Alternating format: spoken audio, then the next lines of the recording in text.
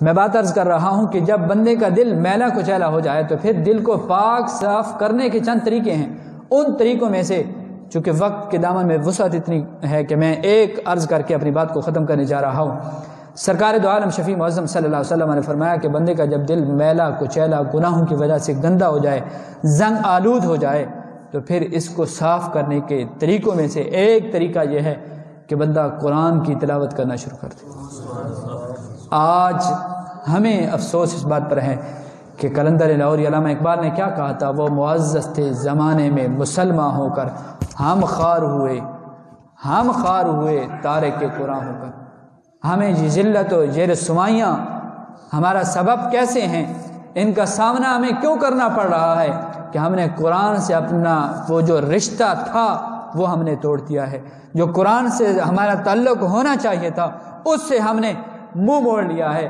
اگر آج بھی مسلمان یہ چاہتا ہے کہ وہ اپنی زندگی اپنی عروج پہ لائے تو اسے چاہیے کہ وہ قرآن کی تلاوت کرنا شروع کر دے. وہ کسی انگریز نے بھی کہا تھا، اس نے کہا جب تک مسلمانوں کے پاس قرآن جیسی کتاب موجود ہے ان پہ حکومت نہیں کی جا سکتی. یار انگریز یہ بات کہیں اور پھر ہمارے پاس قرآن ہے، اور اللہ معاف کرے ہم نے کیا سمجھا، ہم نے سمجھا کہ قرآن صرف لڑائی جھگڑا ہو گیا تو قرآن سر پہ رکھ دیں، لڑائی جھگڑا ختم ہو گیا، بس قرآن اس لیے آیا تھا. یا قرآن اس لیے آیا تھا کوئی بندہ نہ مر رہا ہو، قریب المرگ ہو، اس پہ سورہ یاسین پڑھی جائے، سورہ ملک پڑھی جائے اور سورتیں پڑھی جائیں، تو پھر قرآن کی سورت کی تلاوت کی وجہ سے اس کی روح آسانی سے چلی جائے. میں اس سے انکار نہیں کر رہا، اس سے منع نہیں کر رہا، لیکن میں آپ کو یہ بات بتانا چاہ رہا ہوں کہ قرآن سے مرنا نہ سیکھو بلکہ قرآن سے جینا بھی سیکھو. قرآن سے جینا سیکھو کہ قرآن ہمیں صرف مرنے کی باتیں بتانے نہیں آیا تھا، یہ تو ہمیں جینا بتانے آیا ہے. یہ تو ہمیں یہ بتانے آیا ہے کہ تم نے قرآن پڑھ کر صرف ایک ملک پر نہیں بلکہ پوری دنیا پہ حکمرانی تم نے کرنی ہے. پڑھیے رسول اللہ صلی اللہ علیہ وسلم کا فرمان. سرکار دو عالم شفیع معظم صلی اللہ علیہ وسلم نے فرمایا کہ میرے صحابہ راتوں کو اٹھ اٹھ کر قرآن پڑھا کر، رات کی تاریکی کے اندر. اور یہ 10 برسہ عرض کروں گا، درخواست کروں گا، کبھی یہ کوشش کرنا اپنے اوپر یہ بات لاگو کرنا، عمل کرنا، پھر دیکھنا کہ اس کے اندر لذت کتنی ہے، اس کے اندر مٹھاس کتنی ہے، اس کے اندر چاشنی کتنی ہے. سرکار دو عالم صلی اللہ علیہ وسلم نے فرمایا میرے صحابہ راتوں کو اٹھ اٹھ کر قرآن پڑھا.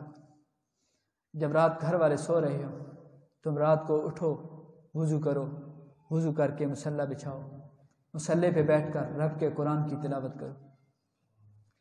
فرمایا میرے صحابہ قرآن پڑھتے پڑھتے رونے کی کوشش کیا، رویا کرو، اپنے گناہوں کو یاد کر کے رویا کرو. صحابہ نے عرض کی حضور اگر رونا نہ آئے تو پھر کیا کریں؟ سرکار دو عالم صلی اللہ علیہ وسلم نے فرمایا میرے صحابہ اگر رونا نہ آئے تو رونے والی شکل بنا لیا کرو، رونے والی شکل بنا لیا کرو.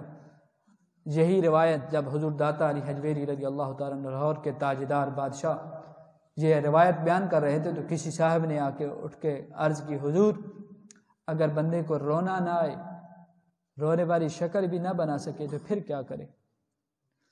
آپ نے فرمایا کہ اگر اسے رونا بھی نہیں آتا، رونے والی شکل بھی نہیں بنا سکتا، فرمایا پھر وہ اپنی قسمت پہ روئے کہ اتنا گندا ہو گیا ہے، اتنا گناہوں کی وجہ سے میلا کچیلا اس کا من ہو گیا ہے کہ قرآن پڑھتے ہوئے اسے رونا بھی نہیں آ رہا، رونے والی شکل بھی نہیں بنا